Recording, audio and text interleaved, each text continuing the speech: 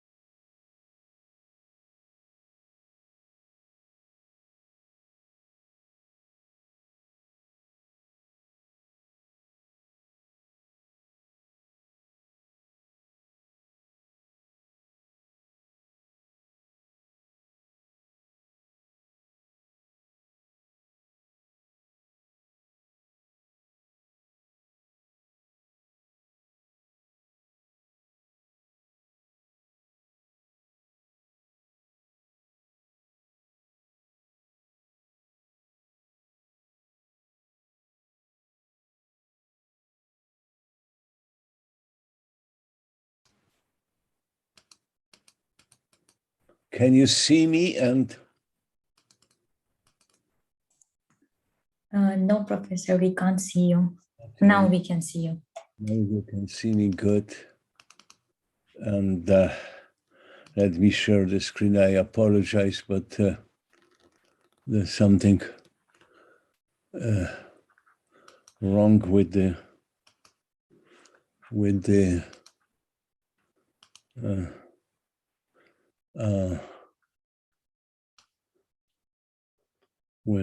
and let me try to see whether I can. There's something wrong with the sharing the screen. I apologize for it, but let's see. Let me try. Let me try to open that, and now let's see whether. Yes, good. And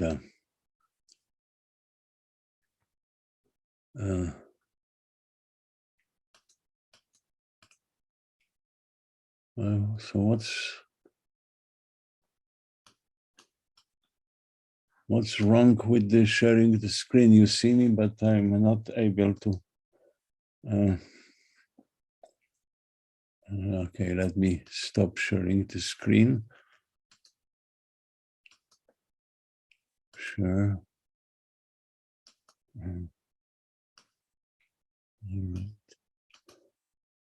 Can you see this now? Hello? Yes, yes, Professor, we can see the screen. Some sort of a confusion. All right. So we have been discussing things, and one of the items we were discussing was the invention of the plastic, and the one of the first use of the plastic celluloid was a creation of a films, when the thin and flexible films, which could have been covered with a photoactive material, and that was a revolution in photography, but also was a beginning of the new cultural, new part of art, new kind of art, which today we call the movie films. And we will devote today lecture to the beginning of the creation of that new art. And as you will see, that was incredibly fast phenomenon. And actually, this new technology invented by people like Eastman, George Eastman and others, it had created a completely new type of art. And we are now living in the era where that art is essentially dominating in our daily consumption of not only cultural events. I will rather talk about the art and not about the technology of the movies. This is a very complicated and lengthy story. You might remember that I have shown you this incredible picture of a running horse, which have a film of running horse, which have shown that the galloping horse has at a certain stage all four legs up in the air, so it's essentially floating in the air. And that was a movie in some sense, but that was technically on the photography. Mr. Matsbridge had set up a line of cameras which were in front of which the horse was running, and he was taking a picture one after another, and then combined that pictures from a chain of cameras and play them with a certain speed, and that looked like a today's movie, but that wasn't a movie in the sense I'm discussing. People were using some primitive and in sense, but also indigenous in a sense of using of optics devices to project the pictures.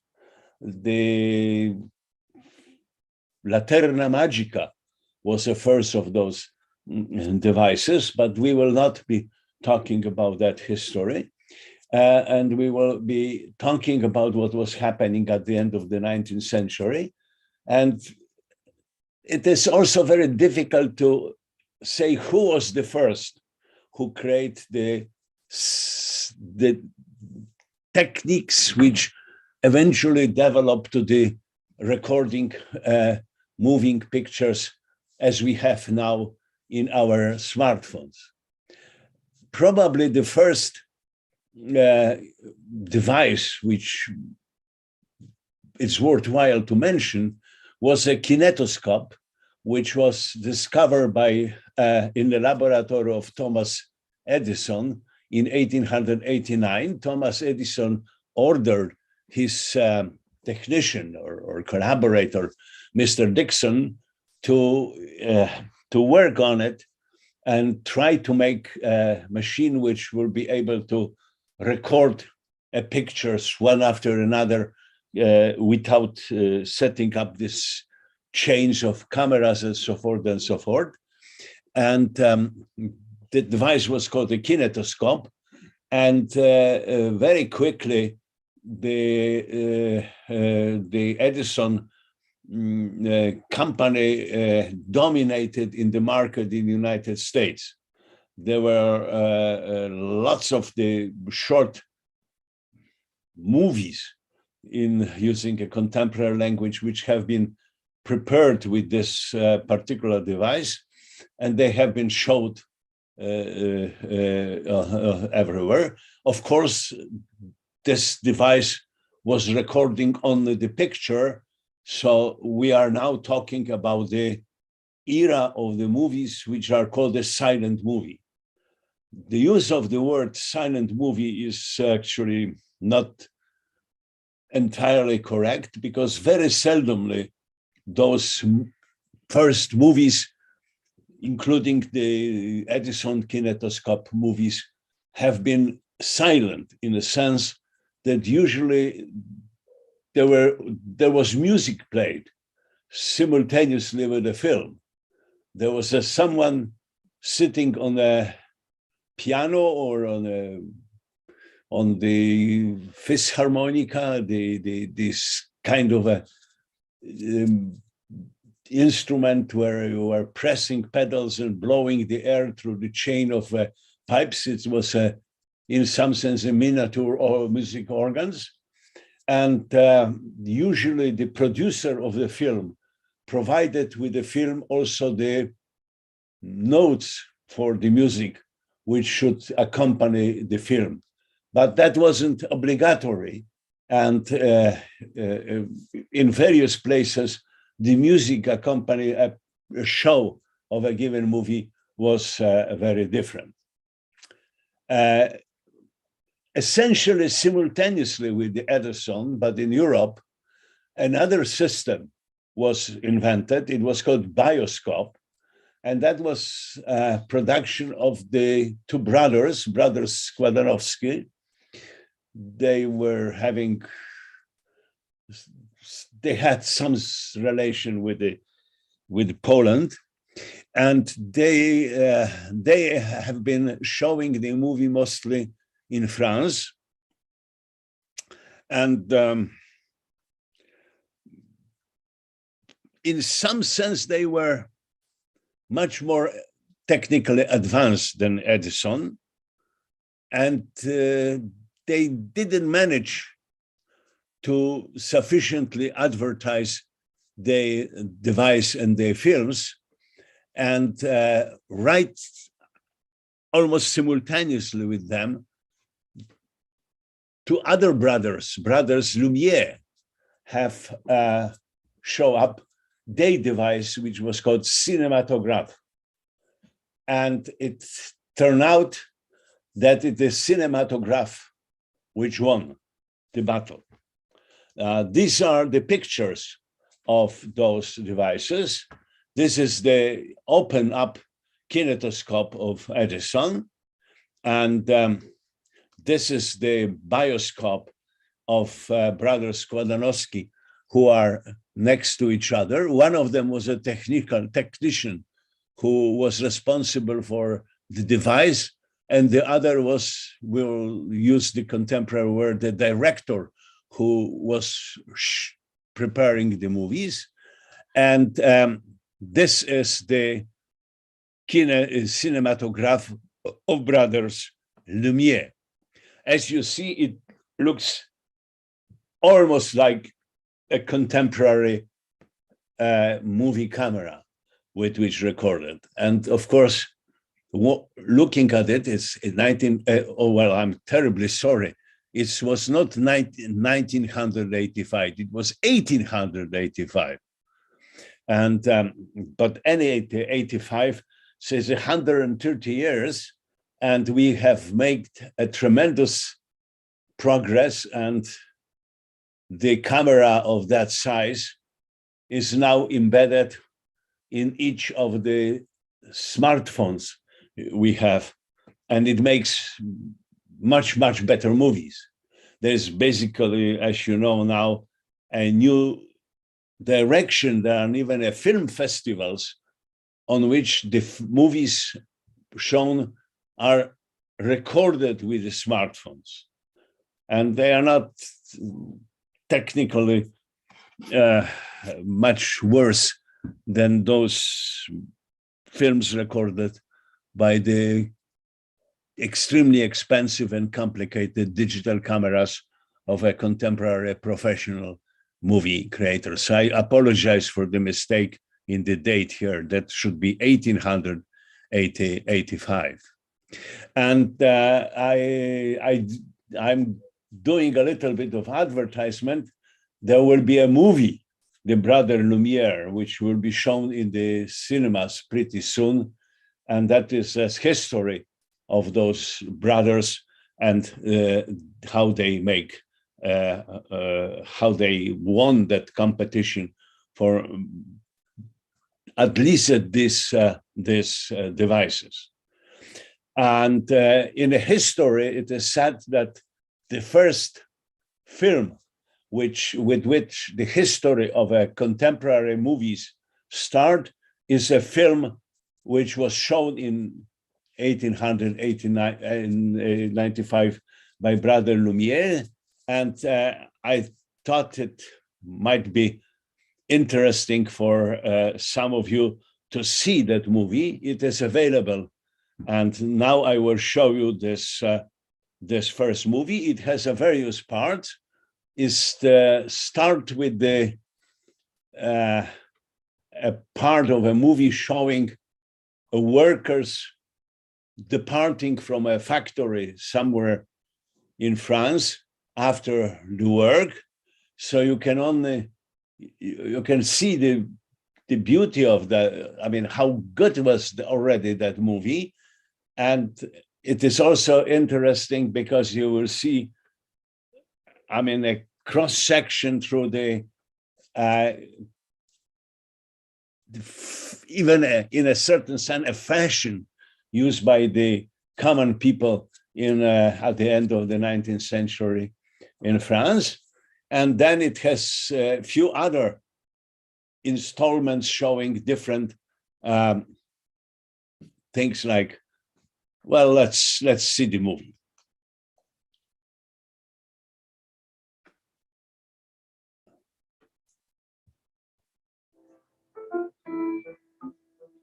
The music is played, it's not recorded, it was played on a side.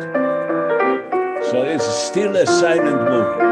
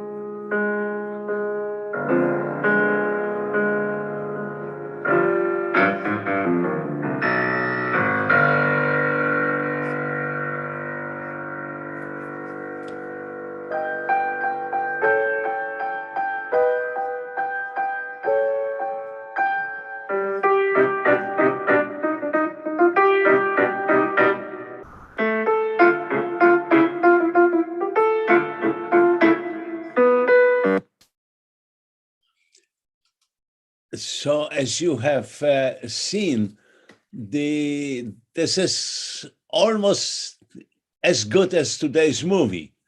And the last part of that, it shows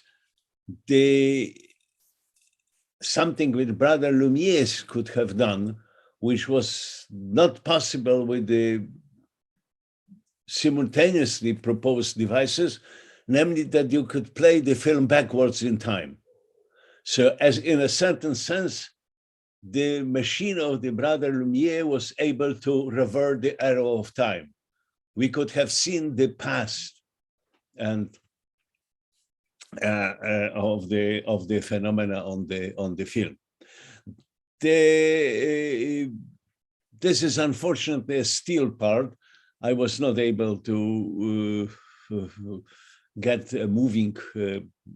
I mean the trailer for the film. This is a film made by the Edison Studio, which was a battle of Chempulpo Bay in Korea. That was just the beginning of the war, which eventually in 1905 triggered the war between Russia and Japan, and the famous Tsushima battle and the Battle of Port Arthur, and which was a heavy blow for the Russian Empire, which started with revolution in Russia and also the revolution in Poland in 1905. This was also a year of the phenomenon which was called the school strike in Poland, in the part of Poland which was under the Russian occupation at the time. The language in the school was Russian, and the bunch of intellectuals and young people and lots of schools went on strike, and that was the strike which was successful. And after the strike, the Polish language was permitted in the school. So that was the movie made by the Edison Studio in 1904, and this was I cannot claim that this is truly the first movie made by the reporters on a battlefield, but it is at least one of the first examples that already then, at less than 10 years after the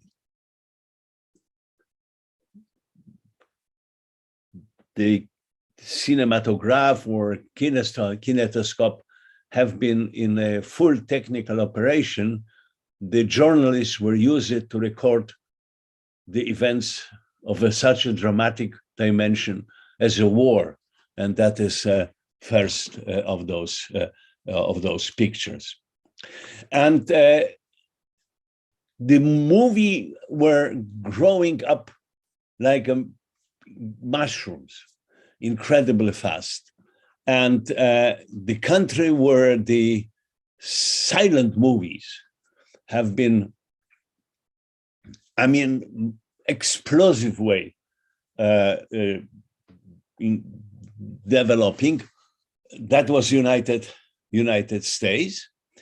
And I would like to spend some time talking about the contribution to the art of movies by this gentleman in the middle picture, David Griffis. And Griffis he directed about 500 movies. This number tells you how active was that field.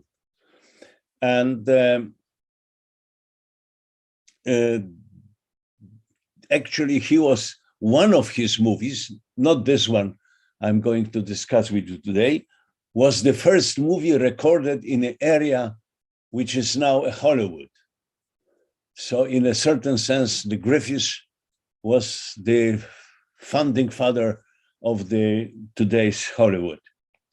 But I'm going to tell you that about two movies which have been filmed by the Griffis in 1915 and 1916. All of them, they were silent movies lasting 3.5 hours. I mean, the longest movie now is about 2 hours with some minutes, but this was a 3.5 hours, and usually they were shown in 2 installments with a break in the middle to allow for a sale of the food. The food was permitted in the films. We are very lucky that both of those films survive. Most, as we were talking about, the films were made out of the celluloid. There were nitride films, and therefore they were flammable. And most of the movies from that period of time are no longer existing. For example, Griffis directed a movie which was a very interesting movie. The title of the movie is The Life of Pancho Villa. At that time, at the beginning of the 20th century, there was a civil war in Mexico where the government was overthrown by the generals, and generals were overthrown by the People's Rebellion. And one of the People Rebellion had 2 leaders. One was called Emiliano Zapata, and the other was the Pancho Villa.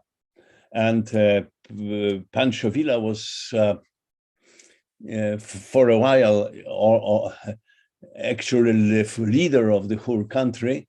And but he was running out of money for his essentially guerrilla army. So he had convinced the directors from United States, Mr. Griffis, and allow him to film the battles run by the Pancho Villa army. And the Pancho Villa was in that film playing himself. And unfortunately, that film, its full extensity does not exist anymore. There are very few very bad, just single shots from that movie, but the screenplay exists. And as far as I believe, in 30s, someone had attempted to shot the movie about the Pancho Villa based on this screenplay. In the 40s, end of the 40s, a Russian state film company made a movie about one of the heroes of the Russian Revolution of 1917, Mr. Chapayev. And sure enough, as a school child, I was watching that movie. They were essentially the only movies which you could have seen at the time. And I was surprised by reading some history book that the screenplay from the movie Chapayev was based on the screenplay of the film about the Pancho Villa. Okay, so let's why I picked up those movies of Mr. Griffis, because a film very quickly, I mean, it's 20 years of the existence of the technology. This art becomes extremely mature. And it was the movie which almost immediately get involved with the main social problems the society faced at the time. And also the directors of the movies from that period of time were addressing the issues from the history of the countries in which they were operating, the issues from the past, which were at that time, and as we shall see, are extremely important even today. So the first movie is called The Birth of the Nation. Original title of that movie and the book, and the title of a book on which the screenplay is based, was called The Klansman. The Klansman is a word describing members of the infamous Ku Klux Klan organization in the United States, which came to existence right after the Civil War in the United States. And that was these are these gentlemen's, quotation mark, in the white clothes, these hoods, burning crosses and lynching Afro-Americans. And The Birth of a Nation is a story about United States before the culmination point of the Civil War, which was a victory of the North and assassination of a President Lincoln. That poster shows Mr. Booth, an actor who shot Lincoln in a drama theater in Washington, jumping from this crime scene, so to say, where he shot Lincoln on a stage in the theater and escaping. And that is the first part. And the second part is what was happening afterwards. And the film is about the two families.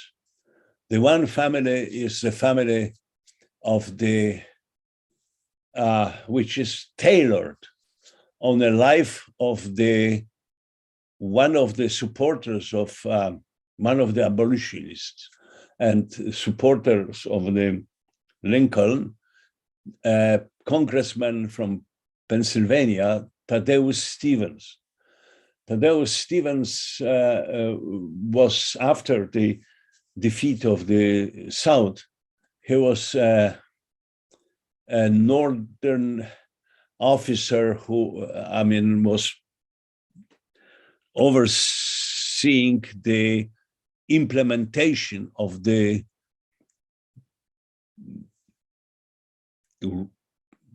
I mean, the war has finished with a certain set of rules which were imposed on the South, like abolition rights, voting rights for the national minorities, mostly Afro-Americans. That was what the war was all about.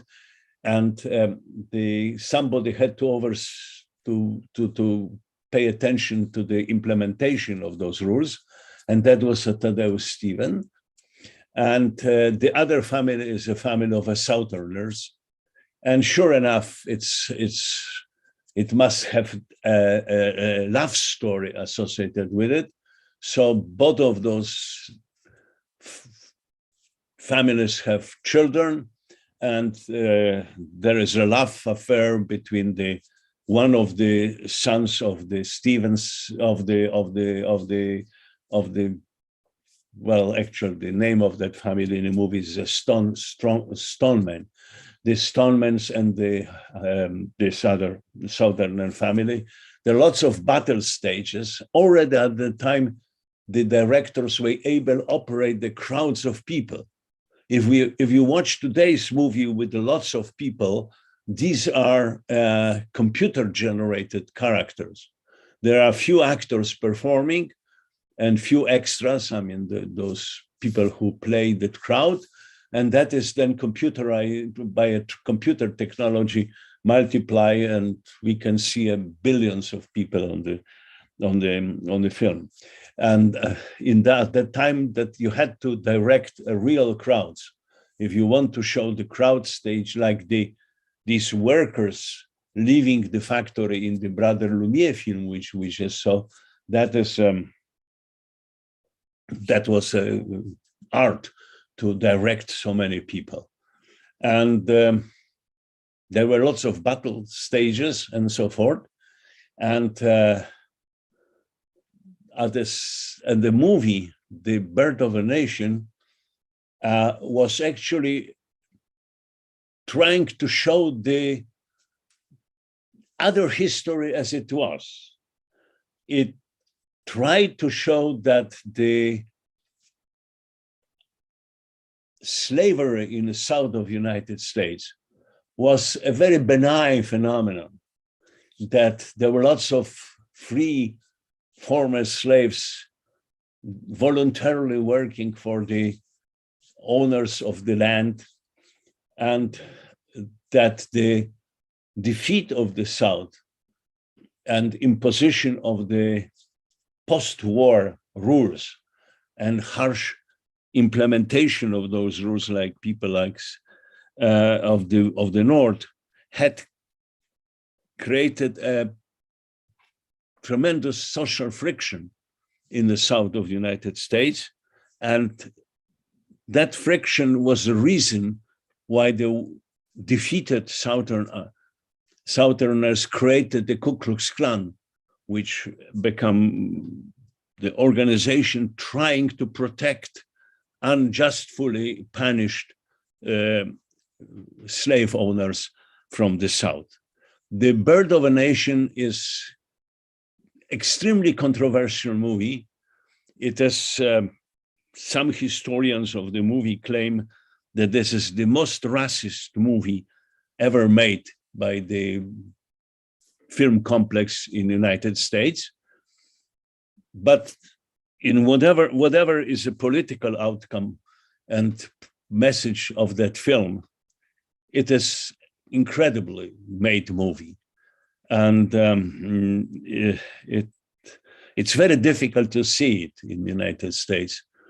I was fortunate that I was teaching for a while at the university, which has a good film schools, and they have this movie, and they were showing that movie to the students. So faculties were allowed to sneak in and watch the movie from the last row, and I happened to be able to see that movie. After that movie was, which of course has a good end. I mean, lots of people got killed, but this loving pair, the son of the Stoneman and the daughter of the Southerner, they finally get married and everything is there is a happy ending, sure enough. But after the film was made, it was very criticized in the United States. There were public protests against showing that movie. I'm telling you this because, as I said already, in a question of a very short time, a completely new type of art, which was created by the technology and science, has become an important part of our social life. Griffis never accepted the criticism that this is a racist film, and very quickly he answered. And he shot another film, which is called Intolerance. And Intolerance is probably, as far as I am concerned, is probably much more stronger movie than the Birth of the Nation. The Intolerance, I mean, both of those films are now in this on the list of the most important cultural events of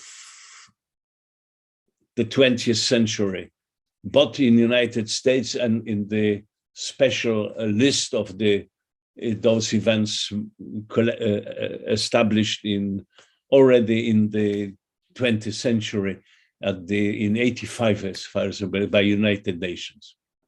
Well, Intolerance is a movie which was in some sense the answer of a Griffis to the criticism that he had made a racist movie. And it is about the tolerance in our life and life which is governed by the political events. It consists of 4 parts. The first part is past history. It is a war, in a sense, between the decaying Babylonian kingdom and the growing up power of a Persian empire of the Cyrus the Great. And that is the first part of the movie, which shows this tremendous intolerance between 2 religions of a Babylon and a Persian empire at that time. The second part of the intolerance is a part of which is the last days of life of a Jesus Christ before his martyrdom. And the film is this story starts with one of the biblical quotation facts, moments from the Bible about the woman's in adultery and the crucifixion of a Christ. And that is the second part of it. And the third part, which I said was shown after the break, is about the slaughtering of the Huguenots in Paris at the end of the 16th century, which is called the Saint Bartholomew massacre. And France was divided. There were Protestants, Huguenots, which used to call themselves, the French Protestants called themselves Huguenots, and they were Catholics. And this is a play between the mother of a king and the next king, who was a Protestant, and resulted in the incredible event. I mean, the mob in Paris murdered about the 30,000 of the Protestants who gather in the town for the wedding of the king, of the,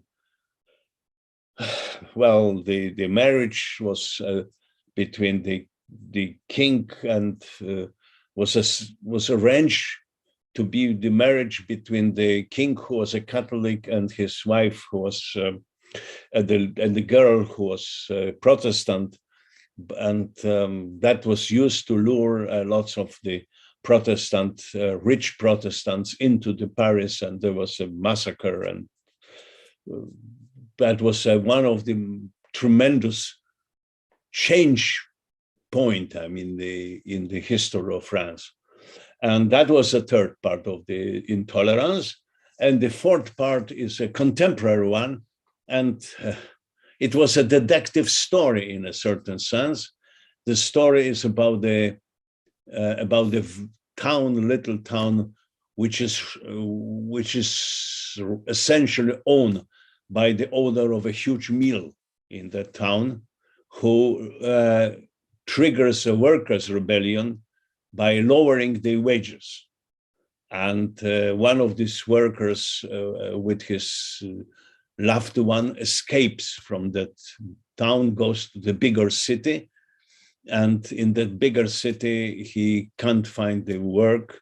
So he joins a mob, becomes a criminal, a gangster. And that's very complicated story, which has also the good ending. The important point is that in The Birth of the Nation and in Intolerance, the Griffis was very seldomly using names of the heroes. So, for example, in The Birth of a Nation, the surviving son of the Southern family is hardly ever addressed by his family name, but he's always addressed as Little Colonel. And the same is in the Intolerance, that this loving pair, which gets involved in the mob operation in the fourth part, they don't have even the names. They are just being called the loved one and so forth. So that is so that these two films, as silent movies, had another interesting feature, namely that because they were so long, the music, which was supposed to be played with the film, was written for the whole orchestra. And the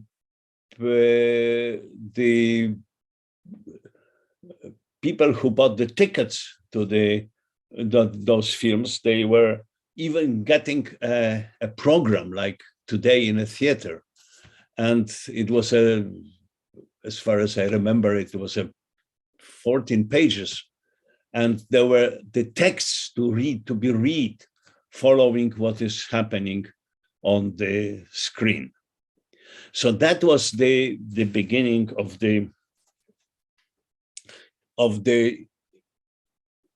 art of which get involved in the social problems of a time when it was made.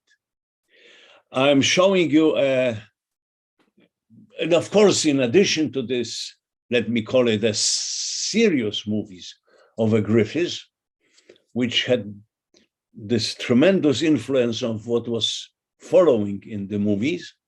There were also in the silent time movies which have been a very light in subject. There were comedies and so forth. And I picked up two actors who had become very famous in the time of a silent movie. And the important point is that they have survived the end of the silent movie. And when the silent movie has converted itself into the movie with the sound movie.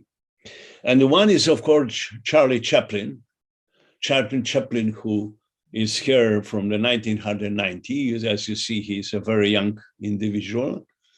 He was performing to the 70s, and he found his place in the sound movie as well. And the lady to the right is one of the, at the time it was called the diva, the actress, the star of the silent movie, Lillian Gish. That is a picture from 1921. And to the right, it is a poster from the movie from 1987. Now I haven't made a mistake with the date. It's really 1987. And that is the movie in which Lillian Gish and Betty Davies were acting, The Wells of August. So the Gish was actually in a silent movie. She found her place in the sound movie, and she was performing in the 87. She was 100 years old when she passed away, and she was the longest acting actor in the history of the art so far. So this is a silent movie, and it's time to cross Atlantic and go to the Europe. The Europe was the place where the modern cinematoscope was born, the Brother Lumire, but the film matured in United States, and a serious movie, the movie which gets involved and which become an art, not only the way of recording some stages like a film, the Lumire brother film I show you, that was in Germany. There is a strange reason why the film exploded in Germany. It was a country where they were, right after the First War, there was a tremendous number of films made, and the people were going to the movies like crazy. And the reason was an economical crisis. The money, there was a dramatic inflation. Inflation was 1,000% per day. It's hard to imagine what that means today, in spite of the fact that we already have about 8% inflation in Poland. But 1,000% inflation, that's hard to imagine. So I can tell you the story. My grandfather was a lawyer in a judge in a little town next to Sandomierz. This is on south of Warsaw, and in Austrian Empire, where the inflation was also dramatic. So when he was paid, the people were paid daily because the money were losing so much value.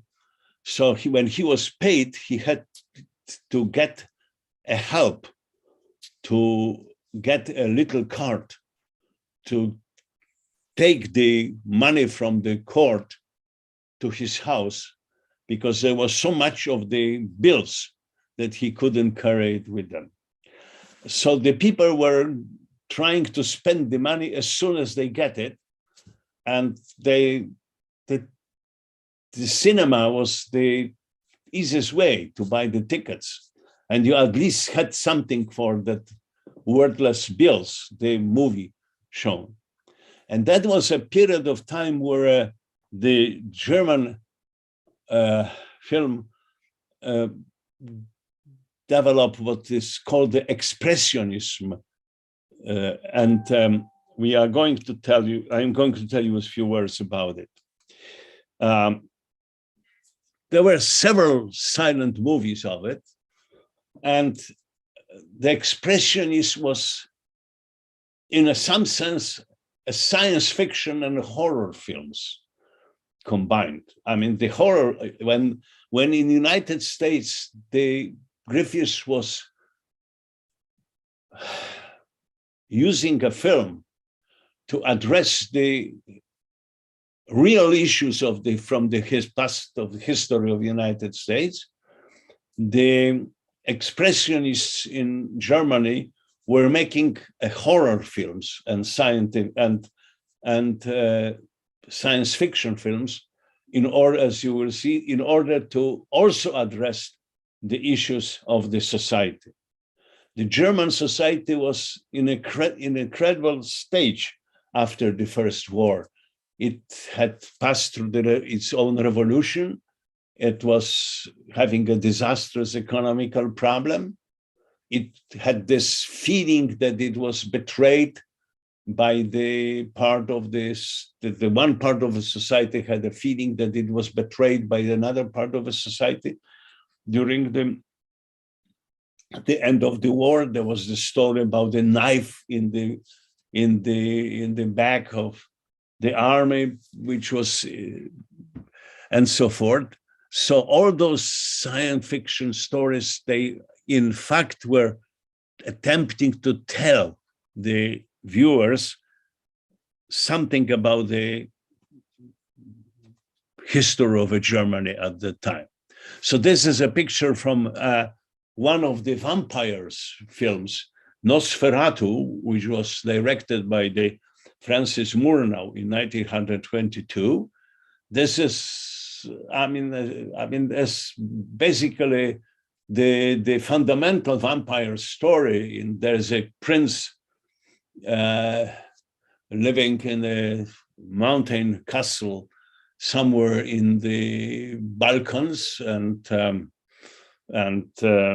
he is in fact a vampire, and he bought a house in Lübeck.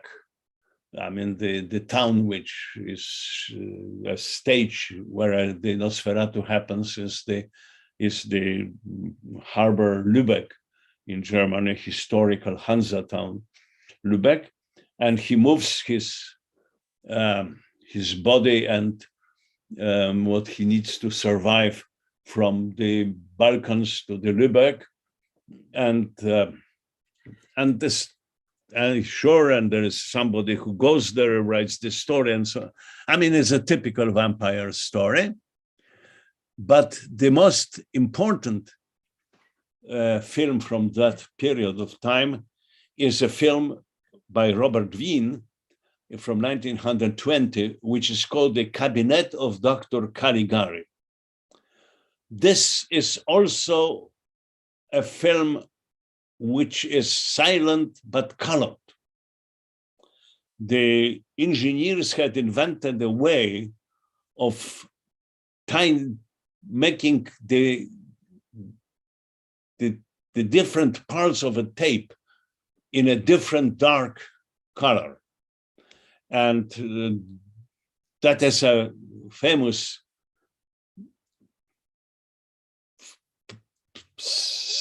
picture of a character from the film of the Dr. Caligari, a certain a vampire, that somnambulic character, Caesar, who is a bad guy in the film. And that is a main character in the film, Werner Krauss. Is played by Werner Krauss as a Dr. Caligari. And he is, that is his picture. And there is also something as the PhD students in Poland have to pass. This is a course of the philosophy. So you will be probably attending the lectures in philosophy or reading the books which are necessary to pass the exam. and you will learn about the German philosopher Schopenhauer, and this is the Werner Krauss characterized himself as a Schopenhauer. I mean, what is the story about the Caligari? The story about the Caligari is that there is a certain little village to which a circus, kind of a circus, comes. And in that circus, there is a performance of a certain magician's Caligari, who shows up with his medium, and the medium for his show is a somnambulic individual with the name Caesar. And there are two friends who are in the town, and they go to the performance. One of them has his girlfriend, and the girlfriend gets kidnapped by the Caesar, and these two gentlemen are trying to save her. And it turns out they follow Dr. Caligari. They found out that the Caligari, well, they get the help of a crowd, and the mob in the village kills this somnambulic character, but the Caligari escapes, and it turns out that he escapes to the mental asylum, which is next to the town. And when these two colleagues enter the mental asylum, they find out that this circus performer, Dr. Caligari, is in fact a headmaster of the hospital, of this mental hospital. And this was a silent movie. So there were, in between different stages, parts of the movie, there were the texts written, which the viewers can read. Ich muss alles wissen, ich muss in sein Geheimnis dingen, ich muss Caligari werden. Ja muszę wszystko wiedzieć, muszę zrozumieć swoje wnętrze. Muszę zostać doktorem Caligari.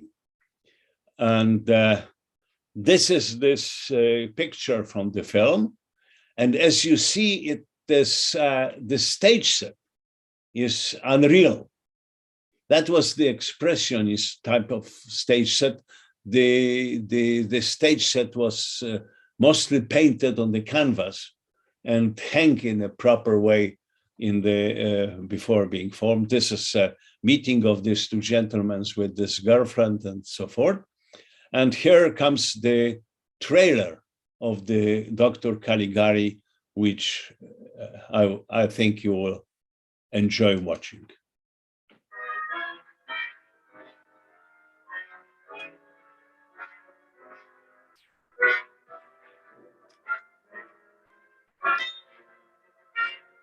This is kidnapping of the Caesar by the mob. This is a Caesar.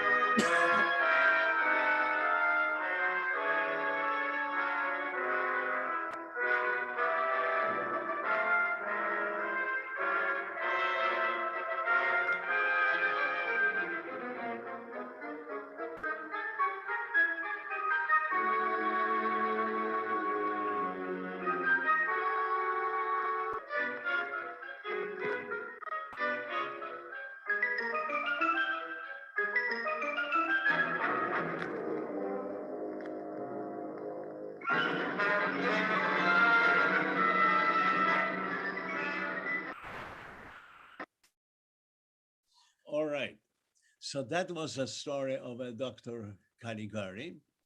And you might find out that the concept from the film of the Dr. Caligari, they survive until today, and they are, if you will watch the movie of Dr. Caligari, and if you will go, for example, to the movie today and see the film made by Christopher Nolan in 2010, the film under the title Inception with the DiCaprio, then you will immediately see that there is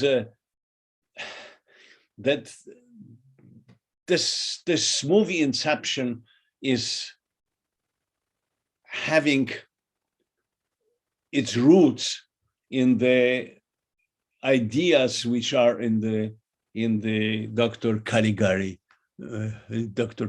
movie, and that is the Inception. That is the Inception. There's one thing you should know about me. I specialize in a very specific type of security. Subconscious security. It's a conscious. You're talking about dreams.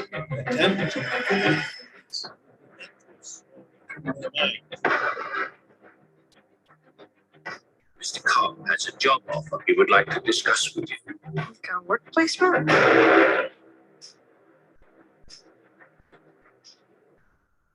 Not exactly. You create the world of the dream. You bring the subject into that dream. Break in and steal it. Well, it's not strictly speaking legal. It's called Inception.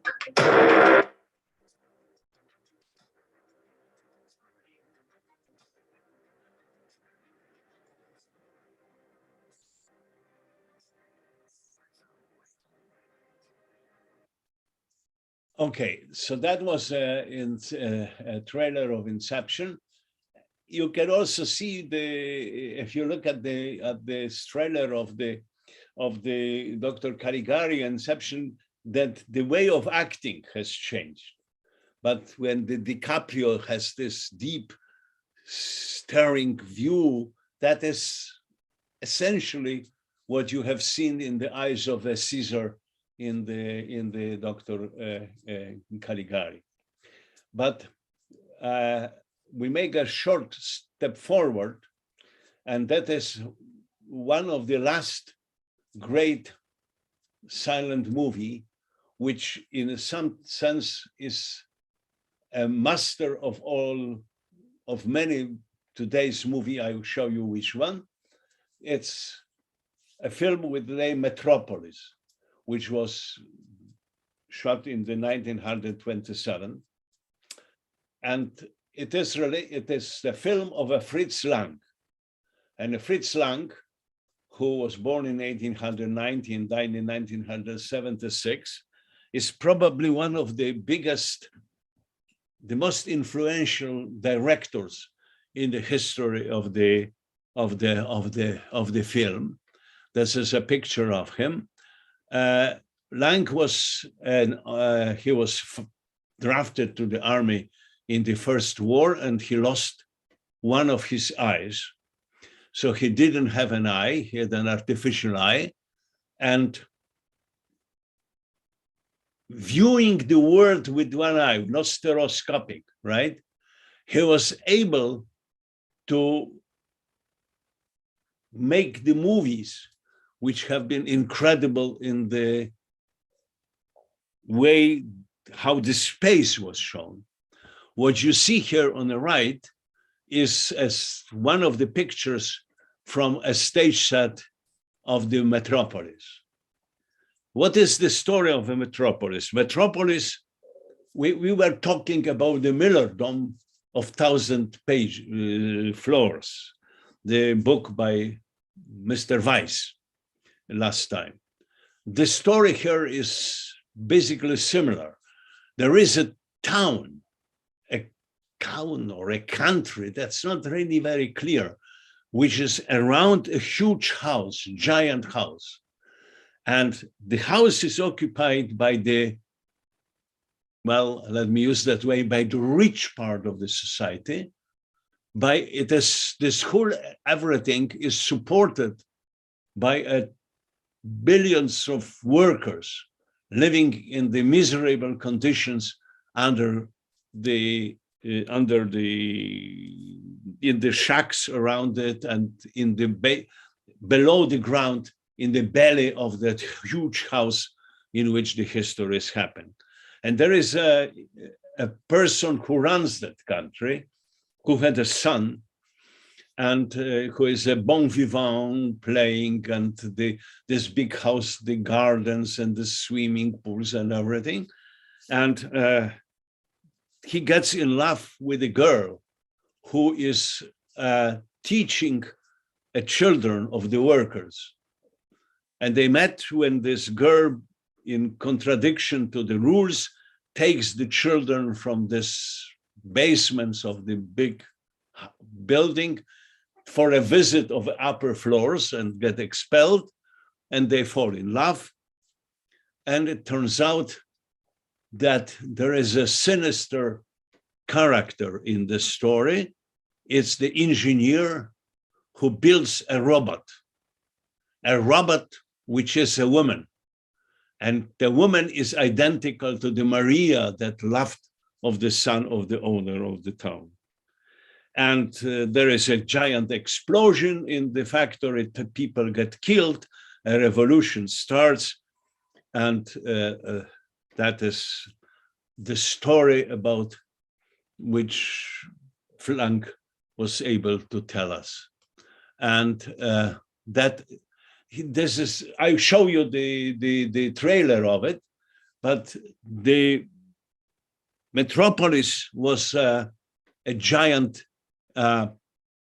silent movie directed by the Fritz Lang, which had this character. But when the sound movies came into existence, he became a master of it. And that is another film of Fritz Lang called The Sign M. In various countries, it was shown as an M for murder or simply M.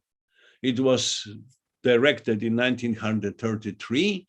And this is a story which looks like a criminal story, but in fact, it's a story about the problems in the society, which cannot get an equilibrium after the disasters of the First War, and is already being threatened by another disease, which is not a cure for what has been in there after the First War, namely the Nazi of Germany.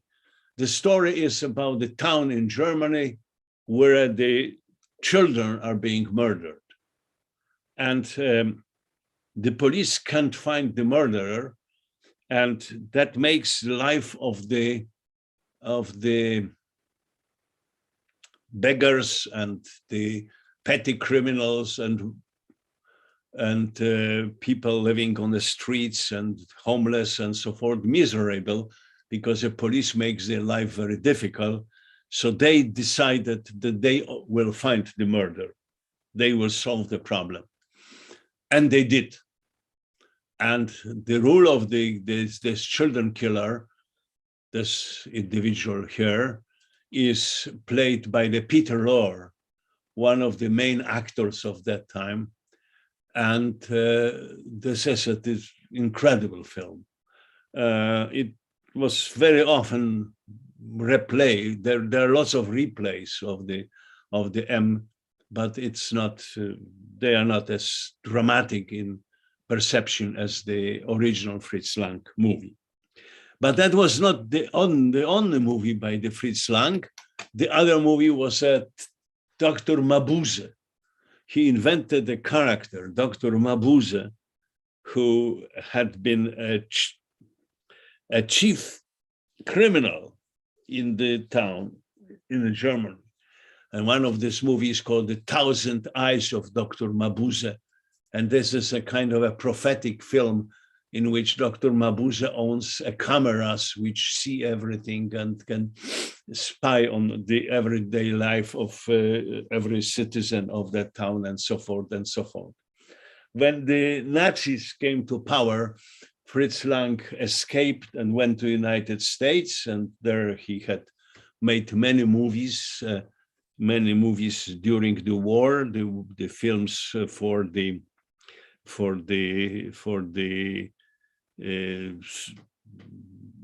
propaganda of the United to support the American society in the fight with the Nazi. In some of those Fritz Lang movies, a main role was played by Marlene Dietrich. You might have heard the name of the actress. There is a book which has just come out of a daughter of the Marlene Dietrich, Maria Riva, about her mother. She was the star of the movies, light movies in Germany. And one of those movies where Marlene Dietrich was a biggest star ever of the cinema is called The Blue Angel. And when Nazis came to power, she was offered enormous gratification by chief cultural deprivator of Germany, Mr. Goebbels, to stay in Germany. And Mrs. Dietrich, in a very sharp words, told Goebbels what he thinks about it, and she left Germany. She never returned to Germany. And she went to the United States. She was a star in Hollywood.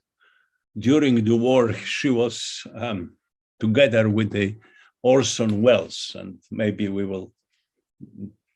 I will show you the episode of some films of Marlene Dietrich later on.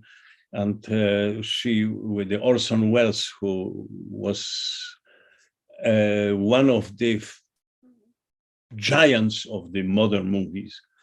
And they were both they were running a theater which was visiting soldiers, American soldiers,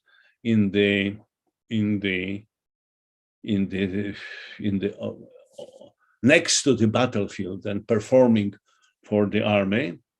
And Marlene Dietrich stole from the German actress Ursula Anders a song, Lili Marlene, and she sang that song, Lili Marlene. I will try to find the record of it, which I can play maybe next time. And she came with the army of a General Patton to Czechoslovakia in the 45, and she was in Pardubice, that was less than 100 kilometers from Krakow. And then General Eisenhower, jealous for the military successes of Patton, cut the supply of gasoline to the Patton tanks. And that was the only reason why the Patton army had not entered a southern part of Poland. Anyway, that is so that's the sign of M, and these are a few still pictures from the movie Metropolis. On the left, this is this robot which can get converted into the female robot. And those of you who have seen the movie, the Star Wars, you see that the character, a robot character of a Star Wars, C-3PO, it's fashioned after that robot. This is a close-up of that. Is a statue which is in the Babelsberg. Babelsberg is the city, movie city next to Berlin, which was in East Germany, and now it's again a DEFA studio, one of the main studios of the world. This is a close-up of that robot, and that is a stage where the Brigitte Helm, actress who play that robot, is being cooled. I mean, this is a cold air blown into inside of her uniform as a robot, and she drinks something because she had to perform in this. And as far as I know, this was true metal, the uniform of that robot. And this is a classical trailer of the Metropolis.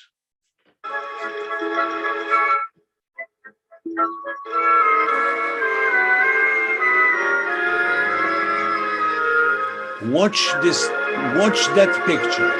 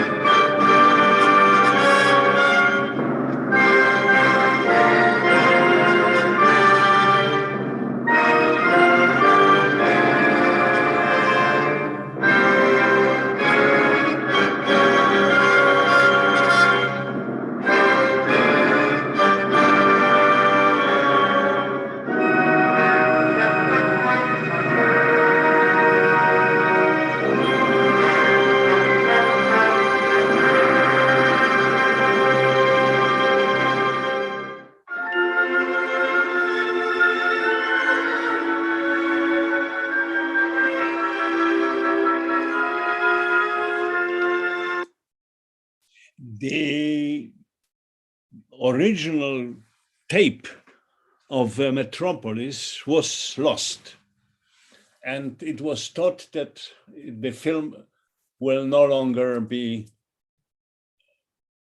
existing other than the screenplay and maybe some individual pictures from it.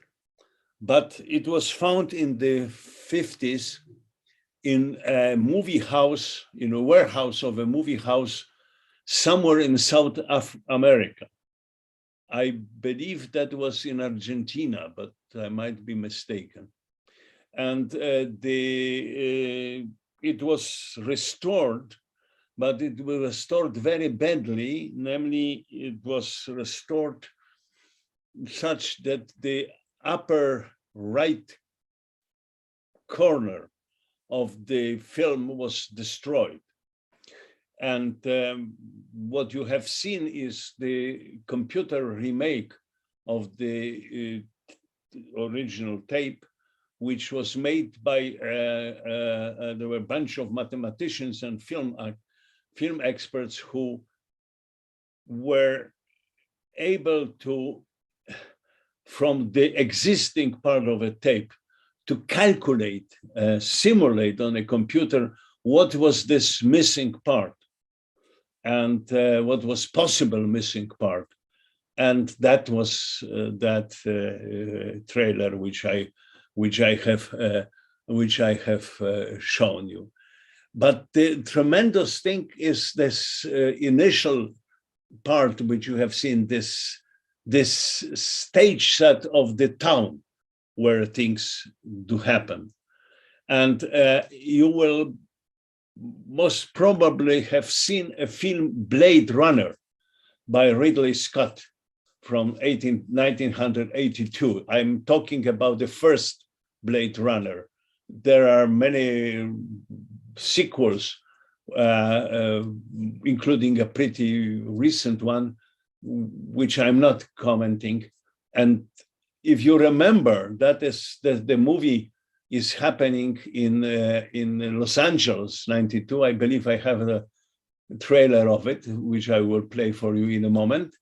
But this giant city in which there's thousands of cars and flying cars are moving in, and this town where the owners of the Los Angeles are living, and this down part where there is this mud and where the usual normal people are living. That is something which is almost like taken from the metropolis and shown in today movies. So this, on the right, there is a picture from a Star Wars. We will be having a special lecture about the Star Wars, so we will come to that. But the Star Wars is, this is a C-3PO, that C-3PO, and I mean, it's not identical as the Maria robot from Metropolis, but I mean, it's impossible not to have an association between those two characters of the movie. So, I don't have that. I don't have that trailer of Ridley Scott, but you can easily find it in the. You can easily find it in the. You can easily find it in the. What is happening with the.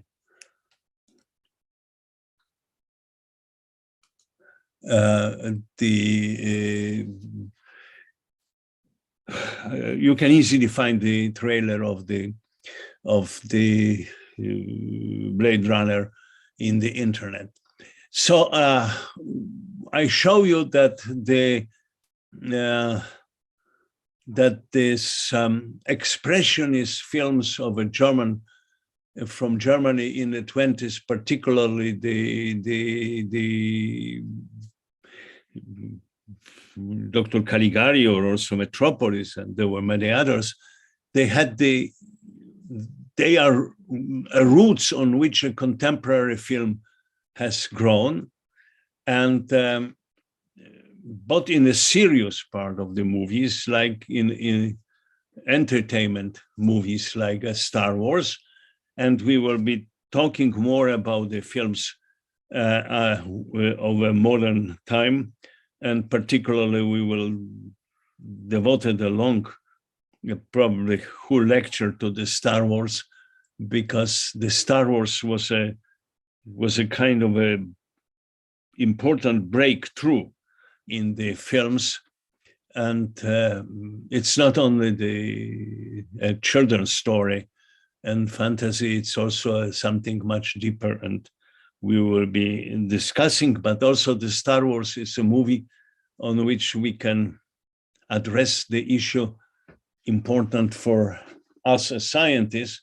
namely how far are the contemporary authors of the movies are out of existing science.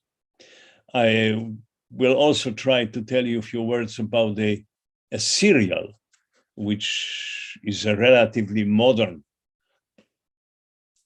part of the film industry. And one of those serial films we will be talking is a film called Archive X. And it is interesting because it's a story which is considered to be the most anti-scientific film made, serial made recently. And the director of that serial hired an expert scientist, a lady, Mrs. Christie, and she was a biologist. And she, after she left that business, she wrote a book in which she described each of the installments of the Archive X movie or a serial, and shows how close or how far from a real biological, the film is basically about biology, how close the screenplay was to reality, and at what stage it departed from the reality of the science and becomes a true fiction. All right, so we will meet us next week, and that will be next week will be, as far as I understand, the last lecture this year. For then we have a holiday break, which lasts until, we have lots of holidays at the time, including the 6th of January. So we will most probably meet right after the 6th of January, but we still see each other next week. So thanks for being with me, and bye-bye for a while. Bye.